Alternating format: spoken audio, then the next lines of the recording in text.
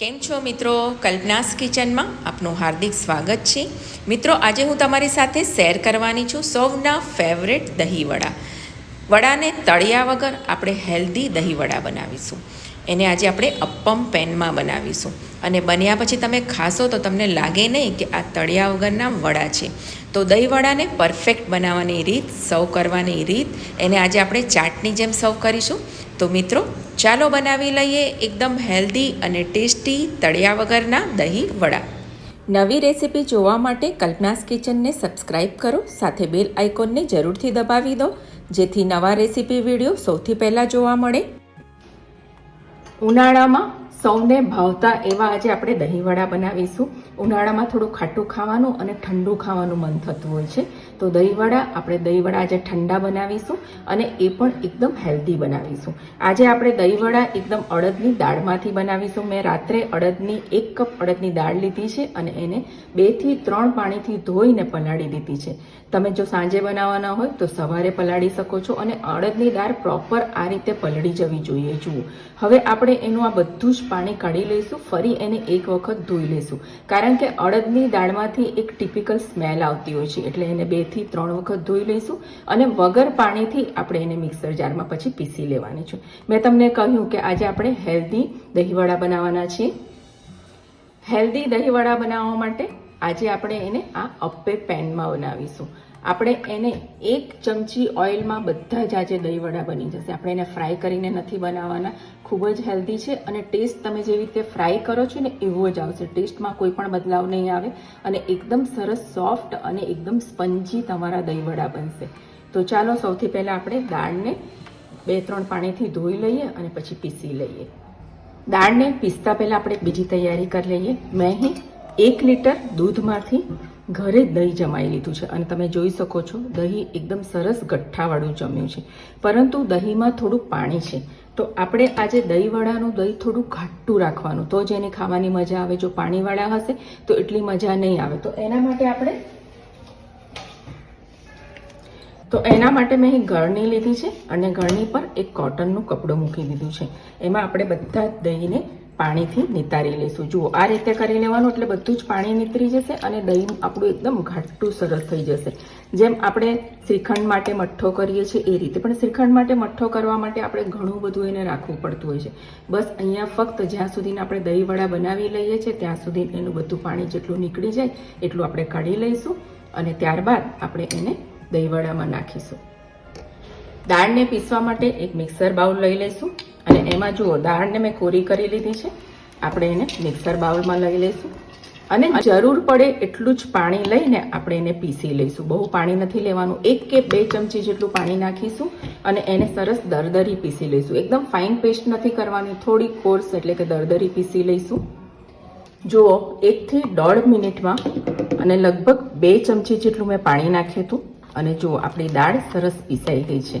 તમે જોઈ શકો છો. જુઓ, એકદમ સરસ દરદરી પણ છે અને થોડી ફાઇન પણ છે. જુઓ, પ્રોપર પીસાઈ છે. હવે એને આપણે એક બાઉલમાં કાઢી લઈશું અને બાકીની આ જ રીતે આપણે દાળને પીસી લઈશું. જુઓ મિત્રો, આપણી બધી દાળ પીસાઈ ગઈ છે અને તમે જોઈ શકો છો એકદમ સરસ અને ઓછા પાણીમાં મેં પીસી છે. હવે દાળને આપણે 5 મિનિટ સુધી ફીણી લેવાની છે. એને હાથથી આ રીતે સરસ આપણે ફીણવાની છે. એકદમ તમારી આ દાળનું ખીરું હલકું થઈ જાય ત્યાં સુધી તમારે એને ફીણ્યા કરવાનું છે. આ રીતે તમે ફીણશો તો એમાં કોઈ પણ ખારાની આપણને જરૂર નહીં પડે. એમને એમ જ આપણા દહીંવડાના વડા એકદમ સોફ્ટ બનશે. એટલે એને ફીણવું ખૂબ જ જરૂરી છે. એટલે લગભગ 5 મિનિટ સુધી આપણે એને ફીણી લઈશું. જુઓ મિત્રો, 4 મિનિટ થઈ ગઈ છે અને મેં બરાબર સરસ ફેટીને એકદમ હલકું થઈ ગયું છે. તમે જોઈ શકો છો. હવે તમારે ચેક કેવી રીતે કરવાનું કે તમારું ખીરું બરાબર પ્રોપર ફીણાયું છે ને હલકું થયું છે. એના માટે તમારે એક નાનો હોય તો બોલ લઈ લેવાનો અને એક પાણી લેવાનું વાડકીમાં અને એને નાખવાનો. જુઓ, તમારો બોલ પાણીમાં આ રીતે તરવો જોઈએ. જુઓ, તરે છે, બેસી નથી ગયો, એટલે એકદમ હલકું થઈ ગયું છે. એટલે સમજવાનું કે આપણું દહીંવડાનું ખીરું પ્રોપર ફીણાઈ ગયું છે. હવે એમાં આપણે મસાલા કરી લઈએ. દહીંવડાને એકદમ સોફ્ટ કરવા માટે આ મારી એક સિક્રેટ ટિપ્સ છે. એમાં 1 મોટી ચમચી આપણે દહીં નાખવાનું છે. દહીં મેં જે બાંધ્યું હતું એમાંથી જ મેં 1 મોટી ચમચી લઈ લીધું છે. અને દહીં નાખવાથી એનો ટેસ્ટ પણ ખૂબ સરસ આવે છે અને આપણા દહીંવડા પણ એકદમ સોફ્ટ બને છે. આપણે એને પણ 1 મિનિટ માટે ફેટી લઈશું અને ત્યારબાદ બધા મસાલા કરીશું. જુઓ, દહીંવડાનું આપણું મિશ્રણ સરસ ફરીથી ફેટી લીધું છે મેં દહીં સાથે. હવે એમાં આપણે મસાલા કરી લઈએ. મસાલામાં સૌથી પહેલાં આપણે સ્વાદ મુજબ મીઠું નાખીશું. 1 નાની ચમચી જીરું નાખીશું. જીરાનો ટેસ્ટ ખૂબ જ સરસ આવે છે. જ્યારે મોઢામાં જીરું આવે છે ત્યારે ખૂબ જ સરસ ટેસ્ટ આવતો હોય છે. ત્યારબાદ મેં 1 લીલા મરચાંને એકદમ ઝીણું સમારી લીધું છે. આ ટોટલી ઓપ્શનલ છે, પરંતુ મને થોડું તીખું, જ્યારે આપણે મીઠું દહીં હોય છે અને દહીંવડા મોડા હોય છે ને જ્યારે તેમાં મરચાંનો ટેસ્ટ આવે છે ને તો ખૂબ જ સરસ ટેસ્ટી લાગે છે.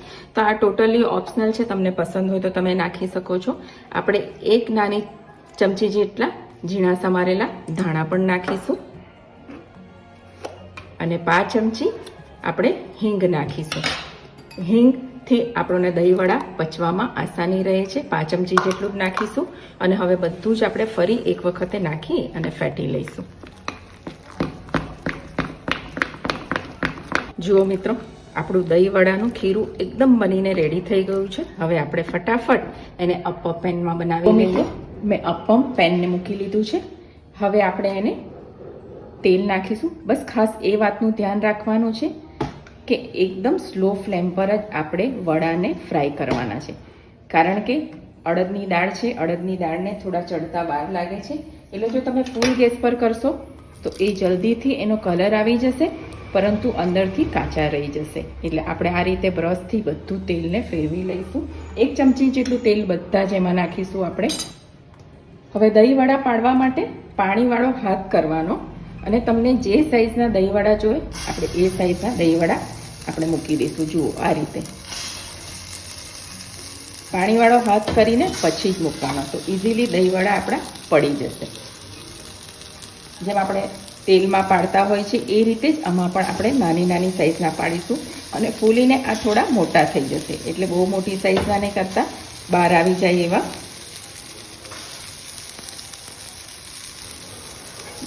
જુઓ, બધા દહીંવડા મેં પાડી લીધા છે. હવે આપણે એને ઢાંકણ ઢાંકી લઈશું. ઢાંકણ ઢાંકીને લગભગ 2.5 થી 3 મિનિટ સુધી આપણે એક સાઈડ પર એને કૂક કરી લઈશું. ગેસની ફ્લેમ એકદમ સ્લો જ રાખવાની છે, એથી આપણી અડદની દાળ સરસ ચડી જાય. જુઓ મિત્રો, 2 થી 2.5 મિનિટ થઈ ગઈ છે અને તમે જોઈ શકો છો અપ્પમ એકદમ જે આપણે અપ્પમ પેનમાં દહીંવડા સરસ ફૂલી ગયા છે અને જુઓ કલર પણ સરસ આવી ગયો છે. આપણે બીજી સાઈડ પણ એને પલટાવી લઈશું અને બીજી સાઈડે પણ આપણે એને 2 થી 2.5 મિનિટ સુધી ફરીથી આપણે એને કૂક કરી લઈશું, જેથી એ સરસ બધી રીતે બધી બાજુથી કૂક થઈ જાય. ખૂબ જ ઓછા તેલમાં જુઓ છે ને એકદમ સરસ બની ગયા છે દહીંવડા. કલર પણ એકદમ સરસ આવી ગયો છે. હવે આપણે બીજી બાજુ પણ એને ફ્રાય કરી લઈએ, એટલે કે શેકી લઈએ. જે લોકો હેલ્ધી ખાવા માંગતા હોય છે એ લોકો માટે આ બેસ્ટ રેસીપી છે. જુઓ, મેં બધા ફેરવી લીધા છે. ફરી આપણે એને ઢાંકીને 2.5 થી 3 મિનિટ માટે કૂક કરી લઈશું. જુઓ મિત્રો, જોઈ લઈએ 2 મિનિટ થઈ ગઈ છે, 2 થી 2.5 મિનિટ. અને આપણે જોઈ લઈએ બીજી સાઈડ પણ સરસ કલર આવી ગયો છે. જુઓ, એકદમ સરસ કૂક થઈ ગયા છે. હવે આપણે એને કાઢી લઈએ. તમે જોઈ શકો છો, જુઓ બન્યા છે ને એકદમ સરસ ફૂલેલા. બધા જ આપણે આ રીતે કાઢી લઈશું, પ્લેટમાં કાઢી લઈએ. જુઓ મિત્રો, આપણા વડા બનીને રેડી થઈ ગયા છે. હું તમને એક તોડીને પણ બતાવું છું. જુઓ, એકદમ સોફ્ટ બન્યા છે અને જુઓ તોડ્યા પછી એકદમ સરસ સોફ્ટ અને એકદમ સ્પંજી. જુઓ, એકદમ ગરમ ગરમ અને તમે જોઈ શકો છો એકદમ સ્પંજી છે. હું તમને કોઈ પણ બીજો પણ તોડીને બતાવું છું.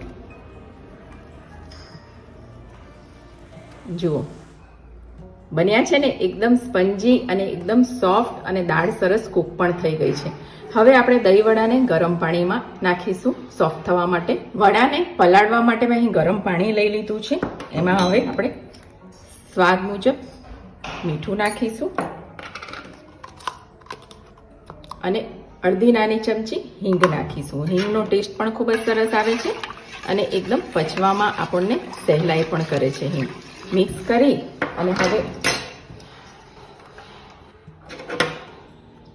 મિક્સ કરીને આપણે દહીંવડા એમાં ઉમેરી દઈશું. આટલા બન્યા છે, હજી એક વખત બને છે, હું એમાં ફરી ઉમેરી દઈશ. દહીંવડાને આપણે ગરમ પાણીમાં મિક્સ કરી દઈશું અને ત્યારબાદ એને ઢાંકી દઈશું એટલે એકદમ સોફ્ટ થઈ જશે. આપણા દહીંવડાના વડા સોફ્ટ થાય છે ત્યાં સુધી આપણે હવે દહીંની તૈયારી કરી લઈએ. જુઓ મિત્રો, આપણું દહીં સરસ ઘાટું થઈ ગયું છે, તમે જોઈ શકો છો. હવે આપણે એને બાઉલમાં લઈ લઈશું. દહીંમાં આપણે સ્વાદ મુજબ મીઠું નાખી દઈશું અને અહીં મેં 3 મોટી ચમચી ખાંડ લીધી છે. દહીં થોડું મીઠું હોય તો જ મજા આવે છે દહીંવડામાં. તમને જેટલી મીઠાશ પસંદ હોય તમે એટલી ખાંડ નાખી શકો છો. તમને મીઠાશ નથી પસંદ તો તમે મીઠું ખાંડ વગરનું પણ દહીંવડા બનાવી શકો છો. ઉપર ચટણી નાખીને, મીઠી ચટણી નાખીને પણ ખાઈ શકો છો. પરંતુ મને થોડું મીઠું દહીં પસંદ હોય છે એટલે મેં 3 ચમચી દહીં નાખ્યું છે અને દહીંને હવે આપણે બરાબર ફેટી લઈશું. ફેટીને એકદમ સ્મૂથ ક્રીમી જેવું આપણે દહીં કરી નાખવાનું છે. જુઓ મિત્રો, આપણું દહીં સરસ ફીણાઈ ગયું છે અને જુઓ એકદમ સરસ મઠ્ઠા જેવું થઈ ગયું છે. તમે જોઈ શકો છો. દહીં વડામાં દહીં જ એનું સારું હોવું જોઈએ અને વડા તમારા એકદમ સોફ્ટ હોવા જોઈએ, તો જ દહીં વડા ખાવાની મજા આવે. જુઓ સરસ થઈ ગયું છે. એને આપણે ફ્રીજમાં મૂકી દઈશું ઠંડુ થવા માટે. આમ પણ મેં ફ્રીજમાં જ દહીંને મૂકેલું હતું એટલે દહીં મારું ઠંડુ છે, પણ ફરીથી એને ફ્રીજમાં મૂકી દઉં છું અને ત્યાં સુધી જોઈ લઈએ કે આપણા વડા ગરમ પાણીમાં સોફ્ટ થઈ ગયા છે કે નહીં. જુઓ, હવે આપણે જોઈ લઈએ કે દહીં વડા આપણા સોફ્ટ થયા કે નહીં. સરસ સોફ્ટ થઈ ગયા છે. હવે આપણે એને ગરમ પાણીમાંથી કાઢી લઈશું. એક વખત હું થાળીમાં કાઢી લઈશ કારણ કે હજી ગરમ છે અને ત્યારબાદ આપણે એનું બધું જ પાણી નીચવી કાઢવાનું છે હાથથી. થોડા ઠંડા થાય પછી. જુઓ, થાળીમાં કાઢી લીધા બાદ આપણે એને હાથથી આ રીતે બધું જ પાણી કાઢી લઈશું. જુઓ, દહીં વડા એકદમ સોફ્ટ બન્યા છે ને, એકદમ સરસ. આ જ રીતે આપણે કાઢીને એને પ્લેટમાં મૂકી દઈશું. વડાને તમે આ રીતે પાણીમાંથી કાઢી અને કોઈ પણ પ્લાસ્ટિકના ડબ્બામાં ભરીને અથવા સ્ટીલના ડબ્બામાં ભરીને ફ્રીજમાં રાખી શકો છો. જ્યારે તમારે ખાવું હોય ત્યારે દહીં તૈયાર રાખવાનું, ચટણી બધું તૈયાર રાખવાનું અને આ રીતના દહીં વડાને આપણે પાણીમાંથી કાઢીને રેડી રાખવાના અને પછી જ્યારે પણ ખાવું હોય ત્યારે તમે સર્વ કરીને ખાઈ શકો છો. કોઈ ગેસ્ટ આવે તો પ્રી તૈયારીમાં તમે આ રીતે મૂકી શકો છો. જુઓ, આપણા દહીં વડા બધા જ મેં પાણીમાંથી કાઢી લીધા છે. હવે ફટાફટ આપણે દહીં વડાને સર્વ કરી લઈએ. તો મિત્રો, તૈયાર છે આપણા હેલ્ધી દહીંવડા ફ્રાય વગરના. અને જુઓ, એકદમ લાગે છે ને કે તમે તેલમાંથી ફ્રાય કર્યા હોય એવા જ. હવે આપણે એને સર્વ કરી લઈશું. સર્વ કરવા માટે મેં એક પ્લેટમાં દહીંવડાને કાઢી લીધા છે, જે આપણે પાણીમાંથી કાઢ્યા હતા એ. હવે આપણે એના પર દહીં નાખીશું. તમને જેટલું પણ દહીં પસંદ હોય તમે એટલું નાખી શકો છો, પરંતુ દહીં એટલું નાખવાનું કે આપણા દહીંવડા પર કવર થઈ જાય એટલું દહીં નાખવાનું. દહીં બહુ ઘાટું તમને પસંદ ના હોય તો તમે એને થોડું પાતળું કરી શકો છો. હવે દહીં વડાને વધુ ટેસ્ટી બનાવવા માટે આપણે એના પર મીઠી ચટણી નાખીશું. તમને જેટલી પસંદ હોય તમે એટલી નાખી શકો છો.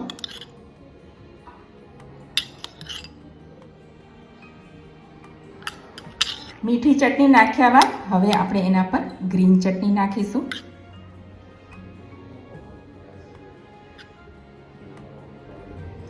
દહીં વડાને વધુ ટેસ્ટી બનાવવા માટે આપણે શેકેલું જીરું એના પર સ્પ્રિંકલ કરીશું.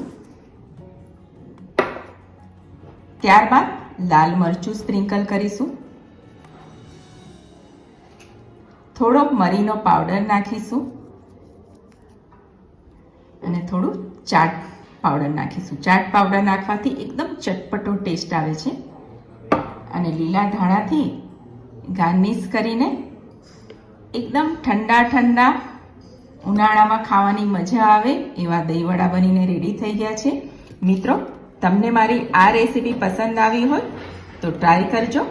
મારી ચેનલને સબસ્ક્રાઈબ કરજો, લાઈક કરજો. ફરીથી મળીશું આવી જ નવી રેસીપી સાથે. Thank you very much.